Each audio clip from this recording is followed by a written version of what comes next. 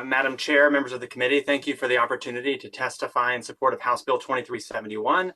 My name is John Wilson, and I'm the President and CEO of Kansas Action for Children.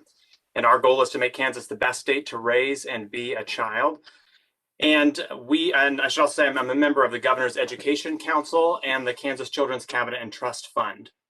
The COVID-19 pandemic and economic recession has amplified the extreme hardships that many parents have experienced for years in Kansas due to statutory requirements that restrict access to work and family support programs. We believe House Bill 2371 is a modest and common sense step toward removing those restrictions that parents and caregivers face, and can help them put food on the table, enroll their children in childcare, get an education, and ultimately regain their financial footing. Our team at KAC has spent decades tracking the well-being of kids, and we've noticed a couple of alarming trends that were in existence even before the pandemic, and I'll be brief about these. Too many kids in Kansas live in poverty. Statewide, a little over 100,000 children live in poverty, and that means a family of three would earn $21,960 or less in Kansas. Furthermore, too many families cannot afford childcare. The average annual cost of infant care in Kansas is $935 a month, so coming out over $11,000 a year. And for four-year-old care, it's about $733 per month. Finally, we know that simply too many Kansas children are going without based on an unprecedented and comprehensive study done for the All In for Kansas Kids campaign, where they went to all 105 counties and heard from more than 6,000 Kansans. And through that research, they uncovered that too many young Kansans are growing up in families where their basic needs are not being met. So without meaningful intervention from lawmakers, we expect to see these problems get worse. And as if that weren't enough, the pandemic has created incredible social and economic disruptions, especially for women. We've seen that women are disproportionately represented in low-wage jobs, and working mothers are more likely to reduce their hours or leave their jobs to take on caregiving responsibilities when there are disruptions to childcare. More must be done to support working mothers, and we think the provisions in House Bill 2371 are a step in the right direction.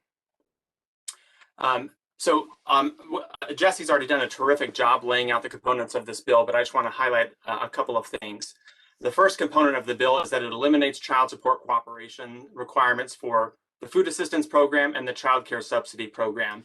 You might hear conferees refer to that as SNAP and child care assistance. They're the same programs. Kansas is among the few states that has this provision, and this provision is not required under federal law for these two programs. This requirement has a chilling effect on participation, and there are good reasons why it might not be in a family's best interest to pursue child support. As Jesse noted, there is a process for applicants to share why child support enforcement could endanger them or their children, but we found that presence of the question is a deterrent in and of itself. Another component of this bill, exempting students enrolled in public or private K-12 education or post-secondary educational institutions from the child care subsidy program work requirement. The federal government does not require that parents work a minimum number of hours to qualify for child care subsidies, and Kansas is one of only 10 states with a minimum weekly work requirement for parents in post-secondary education to be eligible for child care assistance. We believe minimum work requirements can make it difficult for parents to maintain eligibility given unpredictable work schedules, especially for low-wage work, and especially when combined with school demands. And then the last piece, removing requirements and restrictions imposed on students pursuing post-secondary education to receive child care subsidy. Kansas is one of 7 states with enforced time limits on post-secondary education or training. It's one of only 4 states that require students to maintain a GPA, and is one of only 2 states that limits child care assistance for post-secondary education training to only one parent in the household. I think these are all really important statistics and facts to show that Kansas is out of step with the majority of states around the country. We don't believe the limits listed above work to promote work or help parents and children. Instead, they can drive families deeper into poverty. And while we believe much remains to be done to help children and families, these simple changes would support our fellow Kansans as we all recover from the pandemic.